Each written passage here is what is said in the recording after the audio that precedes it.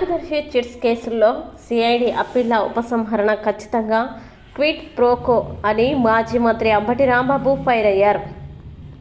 రామోజీ కుటుంబాన్ని, ఆయన సంస్థల్ని కాపాడమే చంద్రబాబు లక్ష్యమన్న రాంబాబు, రామోజీరావు అనేక అక్రమాలకి పాల్పడిన వ్యక్తి అని, ఆర్థిక నేరస్తుడని, వైట్ కాలర్ క్రిమినల్ అని అభివర్ణించారు. చంద్రబాబు కోసం రామోజీ సంస్థల కోసం చంద్రబాబు పనిచేస్తారన్న ఆయన, ఇది ఖచ్చితంగా క్విడ్ ప్రోకో కాదా అని సూటిగా ప్రశ్నించారు. ఆ క్విడ్ ప్రోకోపై తప్పనిసరిగా న్యాయ పోరాటం చేస్తామని ప్రకటించారు. అక్కడ రిటర్న్ అయితే మళ్ళీ దాని మీద అప్పీల్కి హైకోర్టులో అప్పీల్ వేయటం జరిగింది. అది అప్పీల్ జరుగుతూ ఉన్నది. ఈ సందర్భంలో నిన్న రాష్ట్ర ప్రభుత్వం సిఐడి ఆ కేసులన్నింటినీ కూడా విత్డ్రా చేసుకునేటటువంటి ప్రక్రియకు పాల్పడ్డారు. ఇది చాలా విచిత్రమైనటువంటి పరిస్థితి. రామోజీరావు గారి మీద కేసులు ఉంటే వాటిని చంద్రబాబు నాయుడు గారి ప్రభుత్వం వచ్చిన తర్వాత వాటిని విత్డ్రా చేసేసుకుని రామోజీరావు గారికి కోర్టు క్లీన్ చిట్ ఇవ్వటం కాదు, ప్రభుత్వమే క్లీన్ చిట్ ఇచ్చేటటువంటి పరిస్థితికి రావటం అనేది చాలా అన్యాయమైంది. ఒక విధంగా చెప్పాలంటే this is called quid pro quo. Chandrababu Naidu గారేమో చట్ట వ్యతిరేక కార్యకలాపాలకు పాల్పడుతున్నటువంటి రామోజీరావు గారిని, వారి సంస్థల్ని కాపాడి వారి మీద ఏం యాక్షన్ లేకుండా చూసుకుంటాడు. రామోజీరావు గారు, వారికి ఉన్నటువంటి తాబేదారులు అందరూ కలిసి చంద్రబాబు నాయుడు గారు అధికారంలోకి రావడం కోసం ప్రతిపక్షాల మీద, ఇవాళ వైఎస్ఆర్ కాంగ్రెస్ పార్టీ మీద, ఆ రోజున రాజశేఖర రెడ్డి గారి ప్రభుత్వం మీద, కాంగ్రెస్ మీద విషం కక్కే రాతలు రాస్తారు. మేము చాలా సందర్భాల్లో చెప్పాం, చంద్రబాబు నాయుడు గారు వస్తే డీబీటీ ఉండదు, డైరెక్ట్ బెనిఫిట్ స్కీమ్ ఉండదు, అంతా కూడా డీపీటీ ఉంటుంది, దోచుకోవటం, పంచుకోవటం, తినుకోవటం అనే కార్యక్రమం ఉంటుందని చెప్పాం. కానీ ప్రజలు ఎందుకో కొంత పర్సంటేజ్ నమ్మక తెలుగుదేశం పార్టీకి, కూటమికి ఓటు వేశారు. వాళ్ళు అధికారంలోకి వచ్చారు. ఇప్పుడు పథకాలన్నీ పక్కన పెట్టేశారు, డీబీటీ పక్కన పెట్టేశారు. ఇప్పుడు డీబీటీకి దోచుకో, పంచుకో, తినుకో అనే కార్యక్రమానికి తెరలేపేటటువంటి సంఘటన ఇది చోటు చేసుకుంది. చాలా అన్యూజువల్, బహుశా ఎవరు ఊహించరు.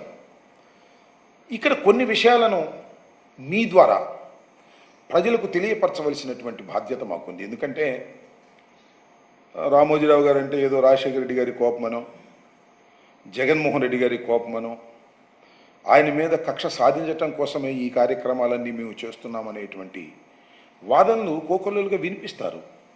అప్పుడు రాజశేఖర రెడ్డి గారు మార్గదర్శి ఫైనాన్స్ మీద చట్టపరమైనటువంటి చర్యలు తీసుకున్నప్పుడు కూడా అనేకమైన కథనాలు వినిపించే ప్రయత్నం చేశారు.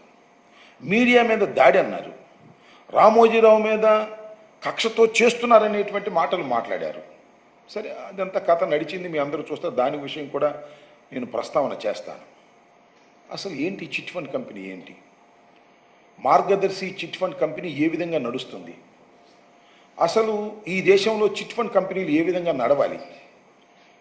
1982 చట్టం ప్రకారం, చిట్ ఫండ్ యాక్ట్ ప్రకారం, రిజర్వ్ బ్యాంక్ ఇచ్చేటువంటి చిట్ ఫండ్ యాక్ట్ ప్రకారం చిట్ ఫండ్ కంపెనీ నడవాలి, నడిచి తీరాలి. నడవకపోతే అవి చట్ట వ్యతిరేకంగా వాటిని డిక్లేర్ చేసి క్లోజ్ చేసినటువంటి సందర్భాలు ఉన్నాయి. రామోజీరావు గారు పెట్టినటువంటి మార్గదర్శి చిట్ ఫండ్ కంపెనీ అనేది చట్టపరంగా నడుస్తుందా లేదా? నడవటం లేదు. థరో ఎంక్వైరీ చేసిన తర్వాత సిఐడి అందరినీ విచారించిన తర్వాత ఒక నిర్ణయానికి వచ్చింది, సాక్ష్యాధారాలను సేకరించింది. చిత్రం ఏంటంటే, ఒక చిట్ ఫండ్ కంపెనీ నడిపేటప్పుడు ఒక చిట్టుని మనం ఫ్లోట్ చేసినప్పుడు, ₹1 కోటి చిట్టును మనం ఫ్లోట్ చేస్తాం. ఫ్లోట్ చేసినప్పుడు దానికి ఒక ప్రత్యేకమైన అకౌంట్ పెట్టాలి. ఆ అకౌంట్లో ఈ చిట్టు వసూలు చేసిన డబ్బులు ఆ అకౌంట్లో వేయాలి. అక్కడే ఉండాలి తప్ప మరొక అకౌంట్లో వేయటానికి వీల్లేదు, ట్రాన్స్ఫర్ చేయడానికి వీల్లేదు. ₹1 కోటి చిట్టుగా అలాగే చేయాలి. అలా ఎన్ని చిట్లు ఓపెన్ చేస్తే అన్ని చిట్లకి అన్ని అకౌంట్స్ ఓపెన్ చేయాలి. ఇవన్నీ కూడా అకౌంట్స్లోనే ఉండాలి తప్ప అటు ఇటు మారకూడదు. కానీ మార్గదర్శి చిట్ ఫండ్ కంపెనీ చేసింది ఏమిటంటే అన్నిటికీ కలిపి ఒకే అకౌంట్, ఎన్ని చీట్లైనా సరే ఒకే అకౌంట్ ఏర్పాటు చేశారు. అన్నీ ఆ అకౌంట్లో వేస్తారు. ఆ అకౌంట్లో ఉంచుతారా? ఉంచరు. ఆ బ్రాంచ్లో ఉంచుతారా? ఉంచరు. అన్ని హైదరాబాద్ షిఫ్ట్ చేస్తారు. హైదరాబాద్ షిఫ్ట్ చేసి ఏం చేస్తారు? రామోజీరావు గారికి అనేక కంపెనీస్ ఉన్నాయి, మీ అందరికీ తెలుసు. Usha Kiran movies, Ramoji film city, dolphin hotels, Priya foods, Eenadu ఇక్కడే కాదు, చాలా రాష్ట్రాల్లో కూడా ఉంది. ఇలా there are so many companies, చాలా వ్యాపారాలు ఉన్నాయి రామోజీరావు గారికి. ఈ డబ్బులన్నీ తీసుకెళ్ళి దానిలో పెట్టుబడి పెడతారు, మ్యూచువల్ ఫండ్స్లో పెడతారు, ఫిక్స్డ్ డిపాజిట్ చేస్తారు. దాని మీద వచ్చినటువంటి ఆదాయంతో పెద్ద సామ్రాజ్యాన్ని నిర్మిస్తారు. రామోజీరావు గారు నిర్మించిన మొత్తం సామ్రాజ్యం అంతా కూడా ఆయన పెట్టుబడితో కాదు. డిపాజిట్లు సేకరణ, చట్ట వ్యతిరేకమైన డిపాజిట్ల సేకరణ, చట్ట వ్యతిరేకమైన చిట్ ఫండ్ కంపెనీలలో పెట్టిన పెట్టుబడులు, వీటన్నిటితో ఒక పెద్ద సామ్రాజ్యం